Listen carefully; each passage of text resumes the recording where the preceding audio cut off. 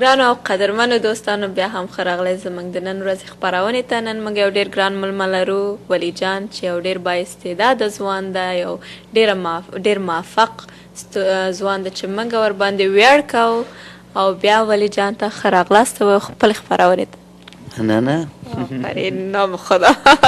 خب ولی جان، شما این رو بر ما بگوین که دوستای میل میکنن از خاطر تور به افغانستان تان که بخیر میرین به کشور عزیز ما.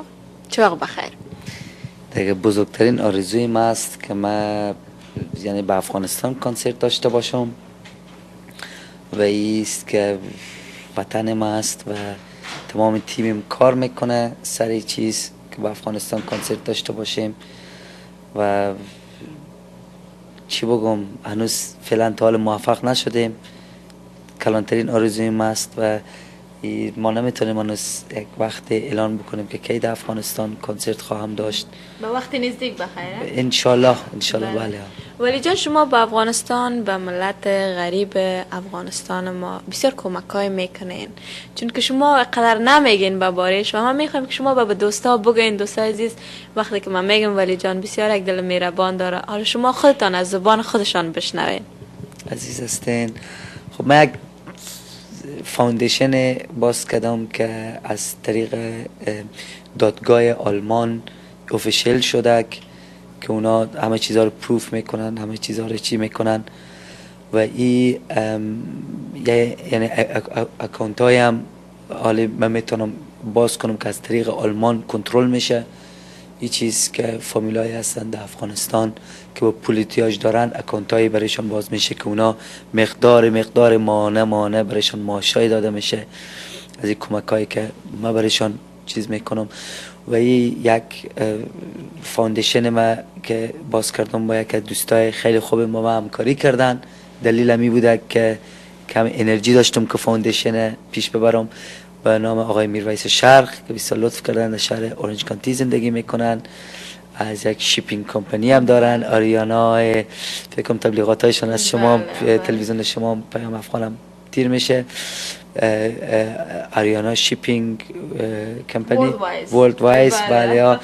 و اینا که با همکاری اونا تقریبا یک 3 شفاخانه را ماتریالش ما گرفتیم که اینا پاک کردیم، فیلم برداری شده که در کنتینر کنه تا با افغانستان هم روان میکنن.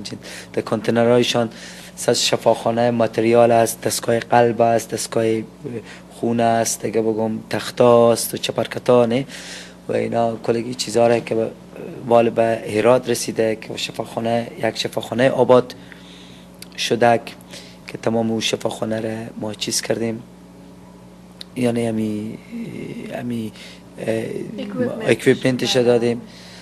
و این دیگه کمکی که از طرف ما هرچی باشه، ما از کنسرت هایم چند پرسنت از کمیشه ما کمک میکنم و این چیزی است که هرچی آدم کمک بکنه پس با آدم پس میرسه. صدقه جاری هم است. بله این صدقه بزرگترین ثواب است که آدم میتونه بکنه. به خاطر در او کشور بعضی هستن که پول پیسه نان خوردن خود، همین پیسه که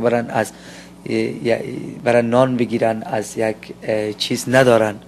به این خاطر آدم یعنی زندگی دمی زمستان که برن یعنی از خنوکی بعضی ها از بین میرن به خاطر کمپال اینا نیست. آدم هرچی آدم کمک بکنه پس با آدم میه و هیچ وقت فراموش نکنن اون چیزا رو. مخصوصا می بیزنسمن ها بعضی ها فکر میکنن که بیزنس هایشان خراب شده برای چی و اینا به خاطر صدقه ندادن. بعد فکر کنن دو کشور افغانا دو چیز لازم دارن و این کوشش بکنن کمک بکنن و این چیزی است که پس با آدم میه، همین برکتش پس با آدم میرسه. عزیز ولی جان، من خودم به نمایندگی از همه افغانا و جوانا از خود تشکری میکنم و من و تابال ما میبینیم که پیشوی خودت استاده است و امروز که یک قدر شما موفق هستین نام خدا، یه همه خوبی های شما پیشروی شما استاده است. عزیز هستین، تشکر. خب ولی جان، دمی لحظات آخر پیام شما به همه جوانا خرده و بزرگا چی است؟ پیام ایست که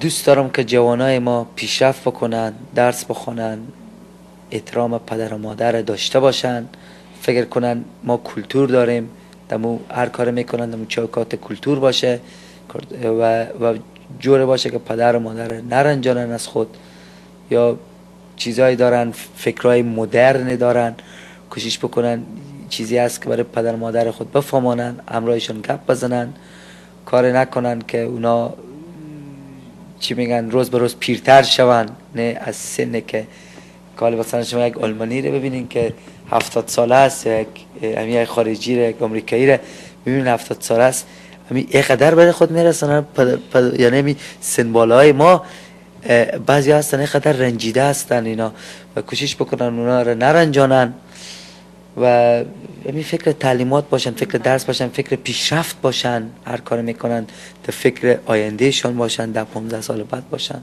یعنی پیام هم است. آفرین، بسیار پیام خوبه و گپ خود تا جوانا خوب گوشا میگیرن. من میفهم بایی. خب ولی جان، جهان سپاس از این که شما دعوت ما را پذیرفتین، قدم رنجه کردین به پروگرام ما. عالم تشکر میکنم. زنده باشین. از تلویزیون پیام افغان و از پروگرام شما و شما بسیار زیاد لطف کردیم که یک 2 ساعت 3 ساعت درایو کردین اینجا تشریف آوردیم. تشکر از شما، زحمت دادم و تشکر از تیم شما و امیدوار هستم که به زودی انشالله من همیشه در امریکا آمدم با شما اینترویو خواهم داشت و امیدوار هستم که تمام هموطنانم، تمام طرفدارانم در هر جا باشن خوش و خورم باشن و ما بتونم اونا را با آهنگایم خوش بسازم، با دادنهای کنسرت هایم که به کنسرت هایم میبرن لذت بیارن. تشکر. موفق باشین دوست عزیز، لطفاً همراه ما باشین. تشکر.